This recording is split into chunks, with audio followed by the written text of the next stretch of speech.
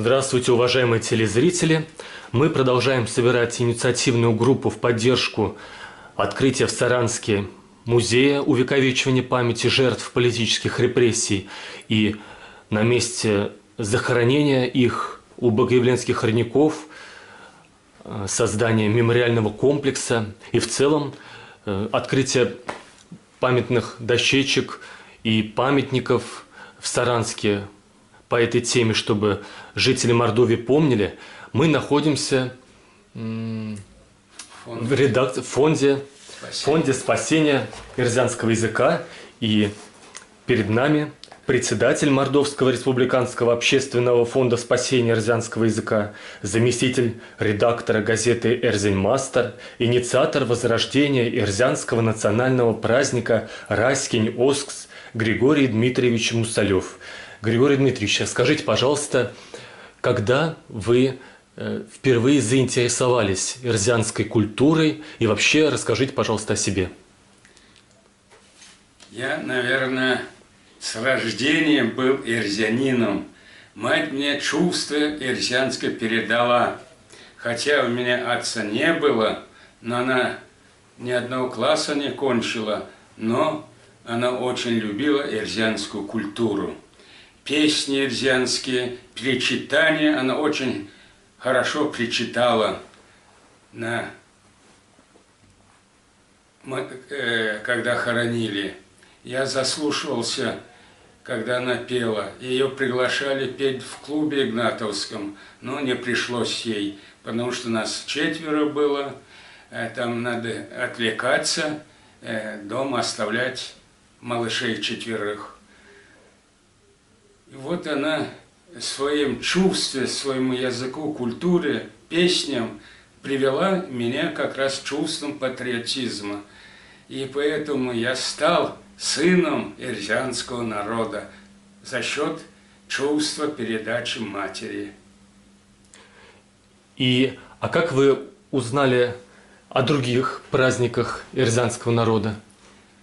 И других праздниках, обрядах? Это, во-первых, это эрзяне на праздники друг к другу ходили, собирались, пели, бабасенки рассказывали свои, сказки эрзянские. А мужиков не было, а мы, маленькие дети, слушали это все и чувства поднялись к своей культуре. А когда стал взрослым, я больше стал понимать, что любить свой народ – это благо, это достоинство человека. Я понял, что нет языка и нет и нации. Поэтому, когда осознав это, я стал глубже изучать и вникать в словообразование на эрзянском языке сложных слов. Поэтому мне случайно более 600 слов эрзянских слов я объединил, и некоторые впервые люди слышали, расшифровал эрзянских слов сложных. И до сих пор я ищу это. Вот вчера, стоя на крыльце у здания, и вспомнил, Россию ведь назвали, сейчас Россия, это раньше Россия. Вот, Ра по-эрзянски это Волга, Ра. А Сия это серебро. Россия это, значит, Волга, матушка России. То есть сияет, то есть красота Волги понимается. Это вчера буквально это подгонка ли, но это чувства мои привели это расшифровки. Ну что насчет Раскень-Оскс? Когда я узнал, сидя в библиотеке Пушкина, имени Пушкина, в Москве, а теперь Пушкина здесь, и у нас республиканская, и листая литературу, искал о Мордвах что, и встретил, что в Игнатовском районе в 1629 году проводилось всеэрзянский праздник Раскень-Оскс. Раськи – это нация. И меня удивило, что в Игнатовском районе это последний праздник был в 1629 году. После этого царская Россия, узнав об этом, запретили праздновать. Вот 380 лет ирзяне больше не праздновали. Когда стало в Мордовии национальное движение, один из первых я стал участвовать в этом движении. И вот меня еще больше вдохновило патриотизма, и я решил вернуть этот праздник. Я внутренне понял, что такое Раскинец Серзянский. А раньше праздновали 30-40 лет раз, то есть одно поколение. И тем более меня вдохновило, что на Раскинец в Чукалах, это последний раз было, а до этого, естественно, были праздники. 800 килограммов свеча была, 48-пудовая. И взял, мечтал, что как бы достать, набрать воск 800 килограммовый. Первый раз провели в 1999 году 180 килограммов свечу я заливал. Через 4 года, в 2004 году, государственный праздник сделал Николай Иванович Меркушкин, у ерзян Раскинец, у татар Сабантуй, у Макшан Акшекелу. Я уже 240-килограммовую подготовил свечу. И там решили, там меня выбрали царем, старейший ерзянский, и решили в 3 года раз проводить. И тогда я решил, теперь уже с 3-го раза, именно 48-пудовую свечу. Это вдохновляет, это символ душевного ерзянского народа. И поэтому за месяц я пригласил своих братьев в отпуск брать именно к этому празднике. Вот 3 брата мы организовали, ну и помогли и другие земляки-игнатовцы, залить 800 килограммов свечу. И этот праздник украсил именно 800 килограммов. Это дал большую силу, что посвящен 1629 году Раскинец. А перед тем, как вы расскажете еще поподробнее об этом празднике, вы в одном из интервью говорили, что вы вот тогда в детстве видели какой-то земляной круг, который оказался связан с празднованием вот эрзян. Ну, когда прочитал, там обязательно эрзяне мар делали. Каждый эрзянин, приезжая в 30-40 лет раз, и с собой брал место жительства горсть земли. И вот это на этом празднике, идя и петь песни эрзянские, и клали, сыпали эту землю в круг. Мар. И образовывался мар. Ну, сейчас в Игнатовском районе это мар диаметром где-то 30 метров, высотой 4-5 метров. Вот это. Приезжая эрзяне, обязаны брать с места жительства горсть земли. Это символ объединения эрзянского всего народа. Каждый эрзянин, приезжая класть эту землю с разных сторон, называется эрзянь-мастер, земли эрзян. Это вдохновляло и объединяло эрзян. А с каких сторон приезжают эрзяне к вам праздновать этот праздник? Да, теперь около 10 тысяч, уже вот 6 раз было Раскинец, и где-то около 5-10 тысяч приезжают эрзяне. Правда, политика России не поощряет этого. Церковники очень против этого выступают, православники. Они уже эрзяне послушны в основном стали, их дебилизировали, прямо сказать грубо, обманули, что такое религия, они не понимают. Эрзянская религия была с природой связана. это нельзя ирзянину ничего без разрешения Всевышнего Ирзянского Нишкеверепаза. Пошел ирзянин в лес, допустим, валить лес сколько надо. Он мысленно обращается к Богу, Нишкеверепазу, и вот этих 3-4 мысленно просит, чтобы разрешил Всевышний наш. Вот 3 дерева срубил, ему понравилось еще пару штук, допустим. Он обязан второй раз обратиться к Нишкеверепазу. Лишнего ирзяне не смели, сколько разрешал Нишкеверепаз, наш Бог. Поэтому ирзяне очень были с природой, вся религия и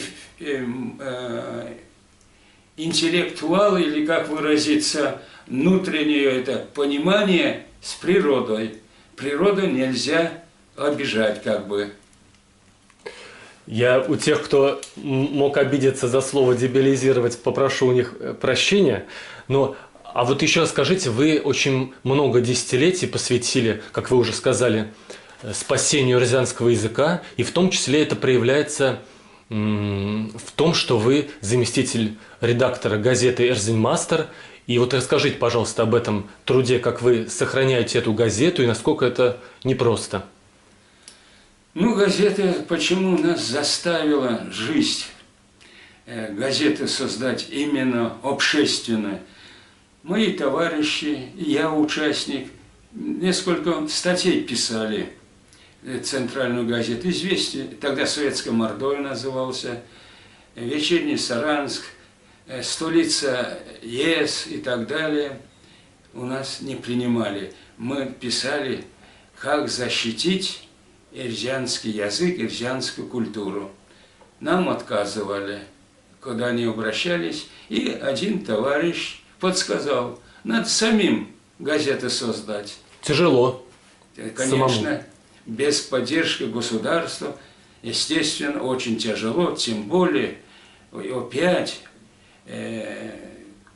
органы власти нам очень, как говорят, ноги подставляли. И не только наш офис, нам не представляли первое время, лет 5 офиса. Мы в Челисема приходили и там проверяли эту газету. Нанимали первый раз мы четверых, который стал редактором, учились с типографии, которую это формировал газеты, Мельцаев. Вот ему, как говорится, путь на том свете наш Бог даст место, как ирзяне говорят, когда кунды сонензе, чевче прялксокс, чевче алксокс, делембе вельтяукса. То есть не пуха, это пусть будет пуха земля для Мельцаева. Он теперь уже на том свете. Ну вот первое время, чтобы издавать газеты, надо учредителя найти. И вот нам подсказали, откройте фонд. И вот фонд спасения эрзянского языка Четвергов Евгений Владимирович, который будущий стал редактором 20 лет. И он это председателем фонда стал. И на жертвование людей и стали мы издавать. В каком году? Примерно. В 1994 году. А фонд в 1993. Вот. Цель этой газеты разъяснять, зачем сохранять язык, культуру своего народа, что мешает. О религии писали, роль религии. Конечно, самую отрицательную роль сыграл для сохранения эрзянского этноса и культуры, это, конечно, православие. 1000 указов, образно говоря, но я 3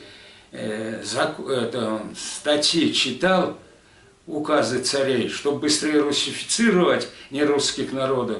надо загнать православие в религию. Поэтому огнем, мечом и пряников обманули, загнали ирзианский народ в православие. И до сих пор православие очень антиирзианскую политику проводится.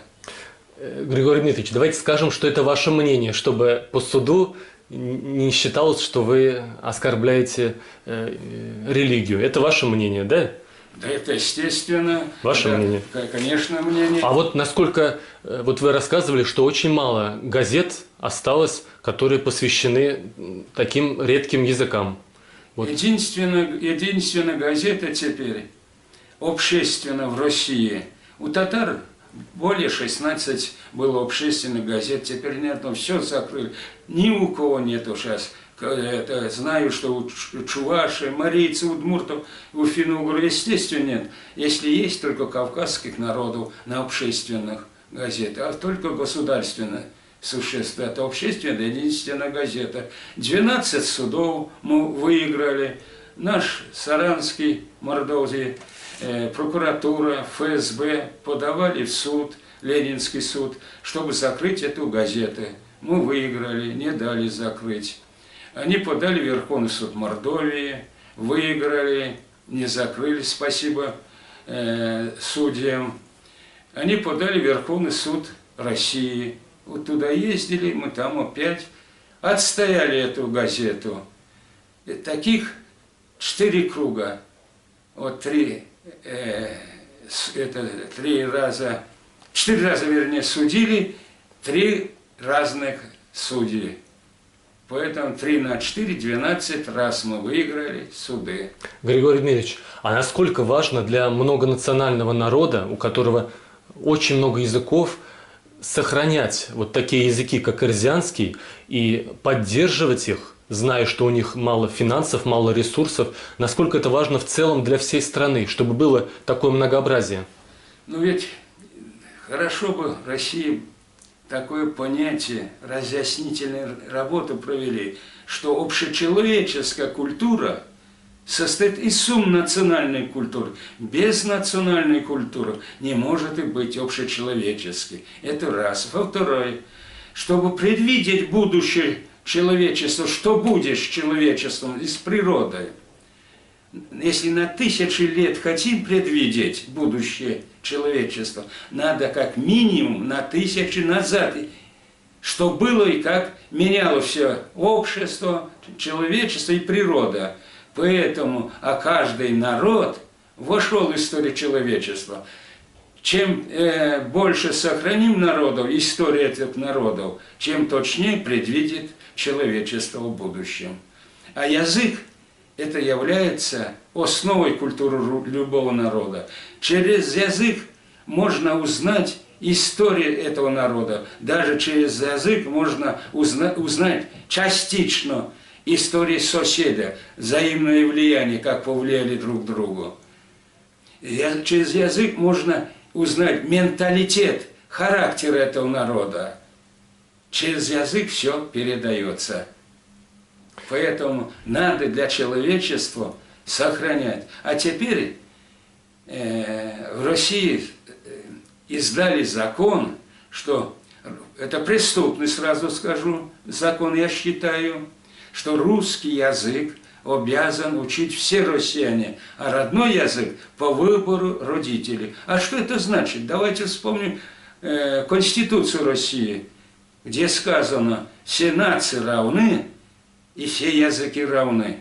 А что в этом законе равны получается? Русский навязали всем нерусским народам, обязаны, а родной по выбору. То есть родной язык не родным стал, русский язык родным. Это преступно, против генетики, науки.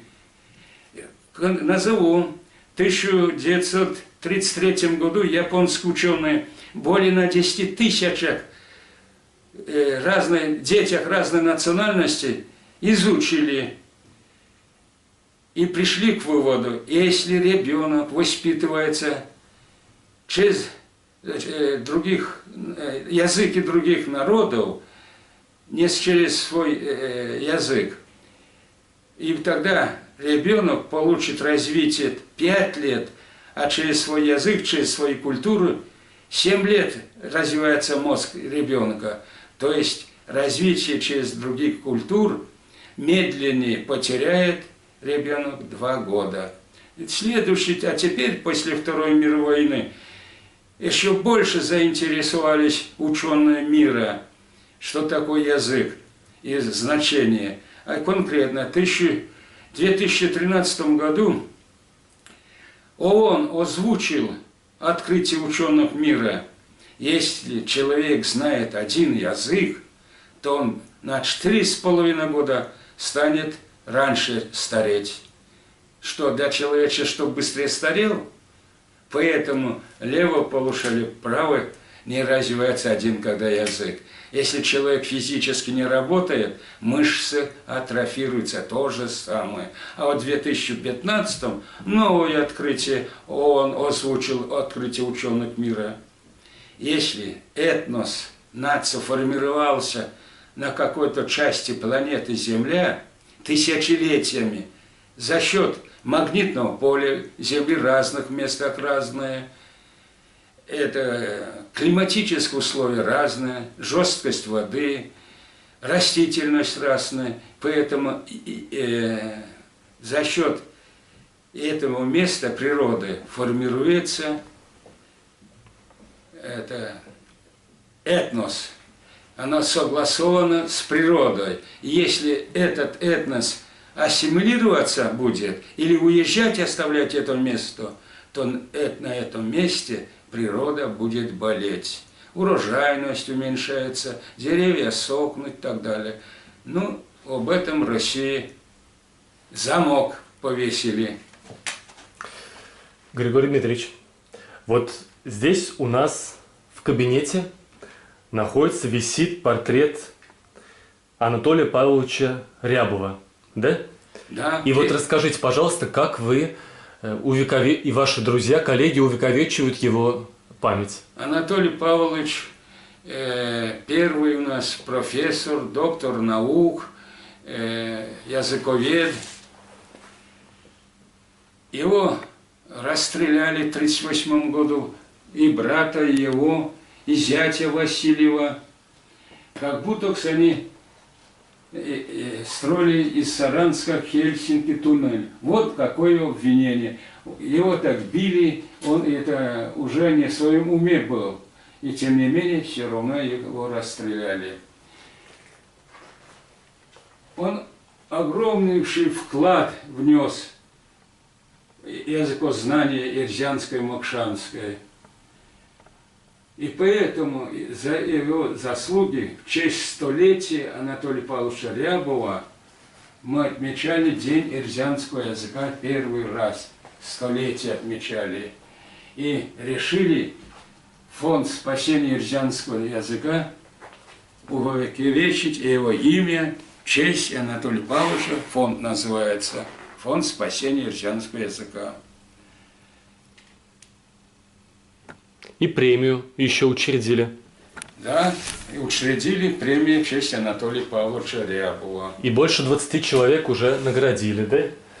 Да. За какие заслуги вы их награждаете? Мы награждали тех, во-первых, это голосованием через интернет, кого награждать, кого больше выдвигают, больше голосов, и того мы награждали в честь Анатолия Павловича Рябова. Первым был это Оренбурга Виктор Феофанович Теньгаев. Он первым стал газеты выпускать в Оренбурге. Вот и поэтому он больше голосов набрал, и в честь его первым стал лауреатом. За особые заслуги перед ирзианским народом, перед культурой, да, Ирзя? Да. Вы их отмечаете. В прошлом году стал с Пензенской области, Шемишийского района Александр Петрович. Он резчик по дереву, любит свой язык, свои культуры, особенно это Пензенской области, Степан Эрзя, так его называют. А одному человеку только один раз может быть вручена премия? Да, конечно. А вам тоже была вручена? Нет. То есть... Организаторам нам не красить, самих себя выдвигать. То есть все объективно, по голосованию, честно, и причем... Эрзян, кто участвует. Вы даже себя исключили, чтобы было более честно и порядочно. Да. А вот расскажите, пожалуйста, если вернуться к Анатолию Павловичу Рябову, и как вы узнали, и насколько вообще известна информация о том, как его пытали, как его репрессировали, как несправедливо и варварски к нему отнеслись. Как вы узнали об этом, и была ли это открытая информация? Ну, это от ученых, это историков узнали, что были репрессированы, как говорится, первое время.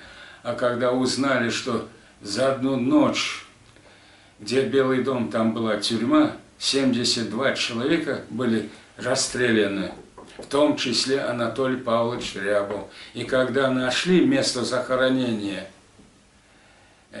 спасибо Кручинку Николаю Андреевичу, мы там фотографировались, ездили, смотрели и начали об Анатолии Павловиче конкретно его историю жизни. Были в Лобоске и Шаловском районе, встречались с людьми, которые знали, приезжали родственники, сестра Анатолия Павловича Рябова. И мы, конечно, заинтересовались, какое обвинение конкретно Анатолий Павлович, за что расстреляли. Мы заявку подали, в КГБ тогда еще было, пошли с Четверговым Евгением Владимировичем, дела некоторых просмотрели, в частности Анатолий Павлович, да, там высохшая кровь, явно видно, значит, узнали, что из Оранска-Хельсинки обвинения они хотели построить туннель. Вот такое обвинение. Можно с ума сойти, такие обвинения. Григорий Дмитриевич, а вот как вы относитесь к тому, чтобы у богоявленских родников создать мемориальный комплекс, в котором будут обозначены места захоронений, которые уже эти колышки, они почти изгнивают, которые были в 2004 году Николаем Андреевичем проставлены, чтобы дорожки были выставлены, чтобы скамейки, чтобы там были скульптурные композиции, чтобы были списки и так далее. Как вы к этому относитесь? Самое обидное в России до сих пор и в Мордовии в частности, нет мемориалов, это памятников репрессированных именно ученых, писателей, политических деятелей. Им в первую очередь надо ставить памятники. Я смотрю кинофильмы недавно, в Чуфарове, в Ромадановском районе, расстреляны были священнослужителей. Вот. Это тоже обидно, там их хоронили с лошадьми, это останки находят и так далее. Да, они, священнослужители, не виноваты. Как это. Ну, а этих ученых за что расстреляли, до сих пор нету памятников. Я очень бы пожелал бы правительству Мордовии в этом месте поставить памятники и имена тех людей, кого расстреляли. Вот это было благородно. Ученых, писателей, политических деятелей. Я думаю, раз там политических деятелей расстреляны, наша власть тоже политикой занимается. Они прежде всего должны заинтересован поставить памятник.